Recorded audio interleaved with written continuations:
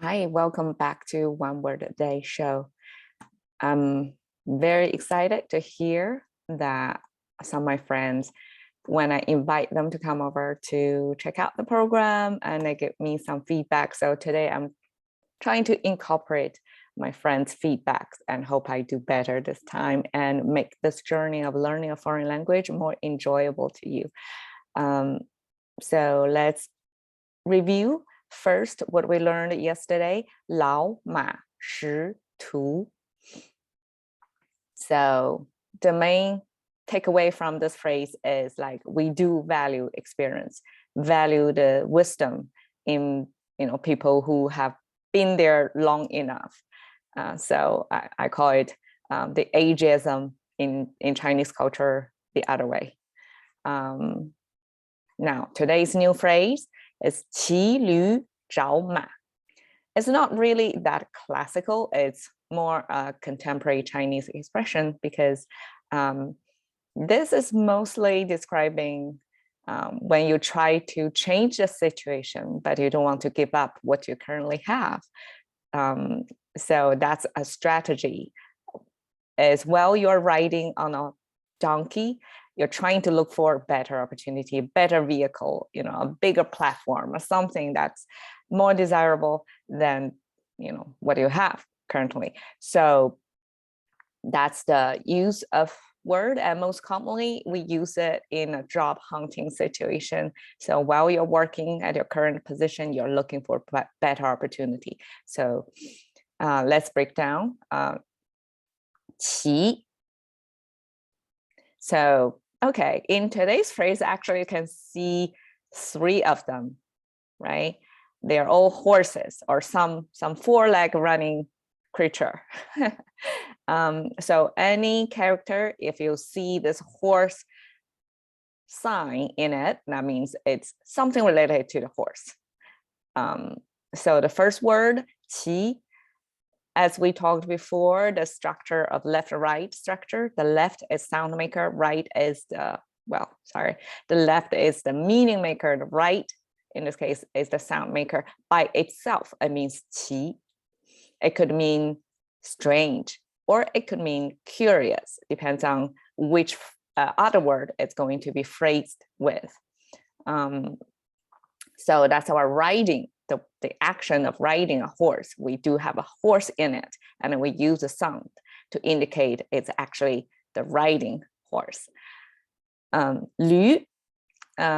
Okay, so if you notice here, LV, it has nothing to do with the international luxury brand LV. Okay, it's the Chinese spelling. I mean, we try to Romanize our sound, like pronunciations, and there is character that with 2 dots on it that is totally out of the 26 characters, and because we don't exactly have a V in Chinese pronunciation marking, so we use this to signify actually officially written as a U with the 2 dots on it. That's our pronunciation vowel as U, like in this case is a 驴 with a tone, right? So it's a 驴. But it's something related to horse, so it's kind of a animal wise, it's a similar species with horse. So because horse probably are better known animals in Chinese culture, so we put the meaning maker of a horse over there, but add the sound to it on the right side to make it actually a different version of like a similar looking but a different creature actually. So that's 驴, our donkey. And 找. Okay, so this word probably is more coming from the image, from the picture. The left hand is hand, the meaning maker hand. That's the simplified version of image of your hand, and the right side is a kind of a weapon. It's abstract form of how the weapon looks in China, and I mean again in ancient time. So all together with your hand and a weapon, it somehow turned into this looking for something you try to find out. So it's find, right? But in this case, it's not just find, it's look for or seeking. I have to use one character over there, so I put seeking. So it's like to look for. While you're riding on donkey, you're looking for a horse. And this word is a simplified version Chinese, right? So original horse writing got this awesome looking horse manes while it's running, and you can see the horse hair mane, right? It's like a flying behind it. It's a beautiful word. But here's a simplified version. You can kind of see the head of the horse, and then the body, the frame, and then originally this one line is like 4 dots, meaning the 4 hooves of the horses running. But here we kind of make it a faster written because it takes longer than just like that. Okay, so that's our 骑驴找马. Okay, so this is a tribute to my friend Beverly, who asked me, okay, so you have been showing us how Chinese in the phrases, which is a lot of times like fancy or old way of saying it's not really practical. Like I don't use that if I want to talk to a Chinese person. So she specifically asked for how to say good morning. So this is our good morning, Beverly. It's 早上好. So a little bit difficult to pronounce because we have 2 third tones in there. 早上好.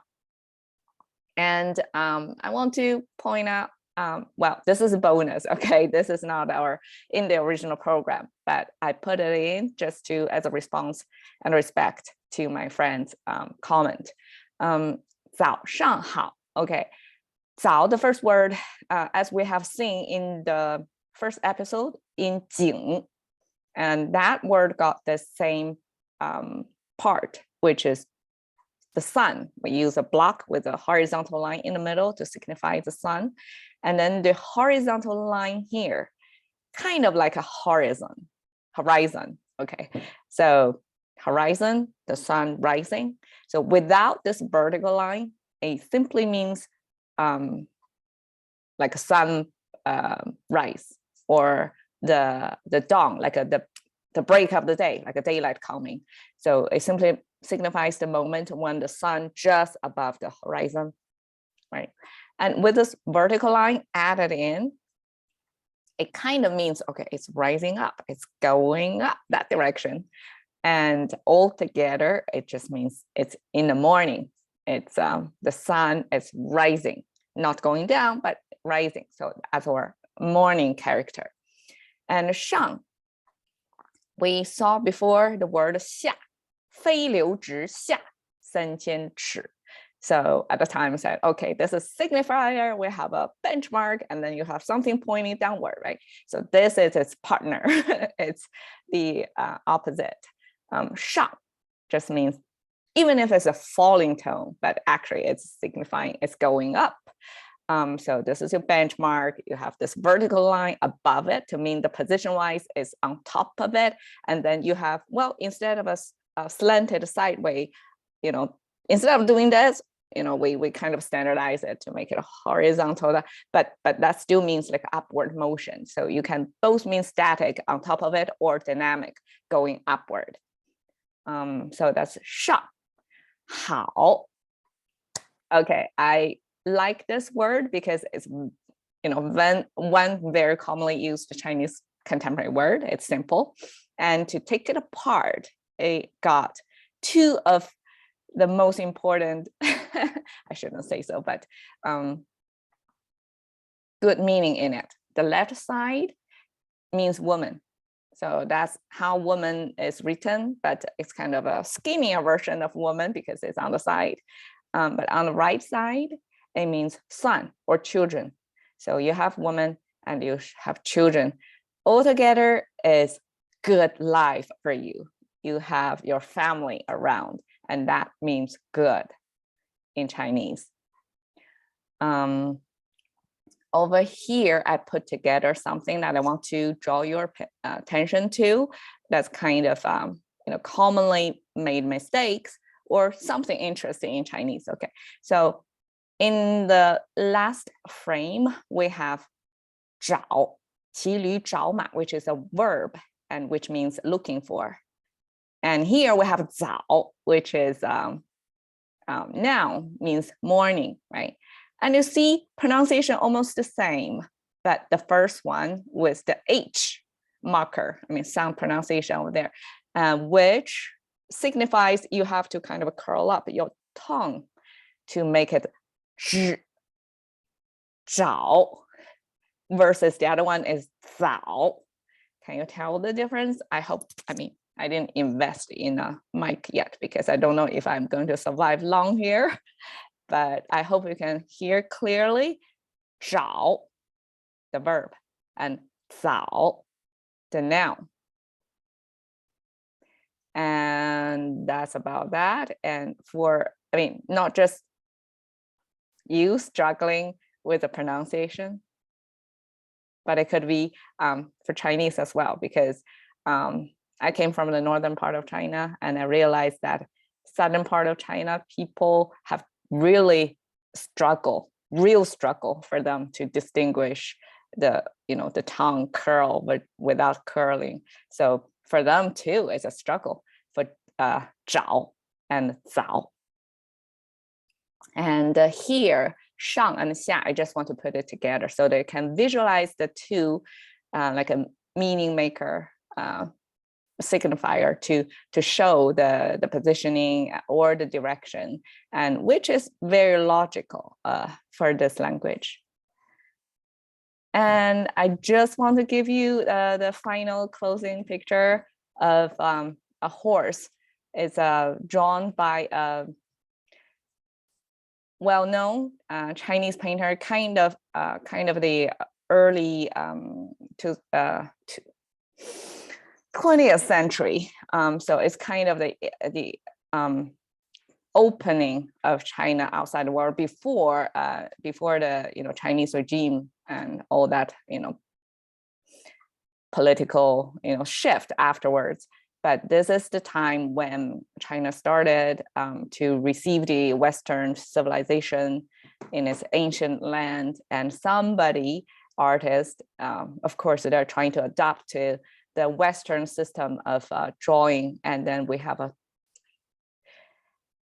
the Chinese techniques. You can still see this is kind of a Chinese painting with ink in it, and then, but the almost like the structure or the perception is definitely not the ancient way of depicting a horse. It's a more contemporary, like a Western influenced way of horse drawing.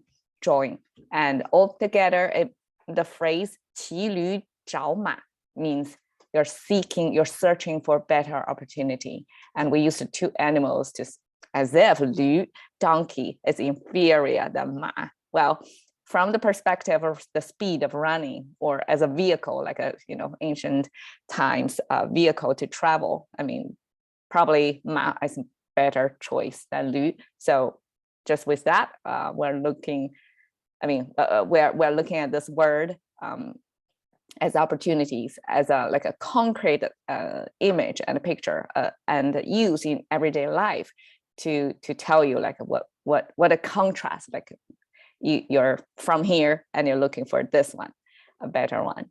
So I hope everybody enjoy what we covered today, and I hope Beverly is happy, and see you next time.